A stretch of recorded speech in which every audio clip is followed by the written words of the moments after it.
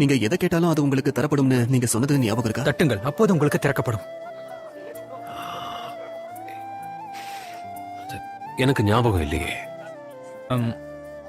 அது சரியான பிரசங்கம் இருக்கலாமா? நான் நினைச்சேன் அம்மா சொன்னாங்க அதுதான் சரியான. சும்மா சொன்ன, எனக்கு ஞாபகம் இருக்கு. ஆமா. உங்களுடைய மகிமையில எங்கள்ல ஒருத்தர் உங்களோட வலது பாரிசத்திலையும் ஒருத்தன் இடது பாரிசத்திலையும் உட்கார மாதிரி அருள் செய்யணும்.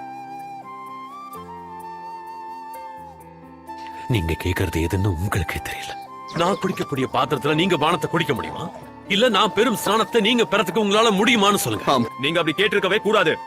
தப்பா எடுத்துக்காத நாத்தன்வேல், நாங்க உனக்கு முன்னாடி இருந்தே இருக்கோம். நீங்க எப்படி அப்படி கேட்கலாம்? அதுவும் எங்க எல்லாரும் முன்னாடி. எவனாகிலும் பெரியவனாய் இருக்க விரும்பினா உங்களுக்கு பணிவிடைக்காரனாய் இருக்க கடவன். எவனாகிலும் முதன்மையானவனாய் இருக்க விரும்பினா ஒரு அடிமையை போல இருக்க கடவன். அப்படியே மனுஷகுமாரனும் ஊழியம் கொள்ளும்படி வராமல் ஊழியம் செய்யவும் அநேகரை மீட்கும் பொருளாக தம்முடைய ஜீவனை கொடுக்கவும் வந்தார்.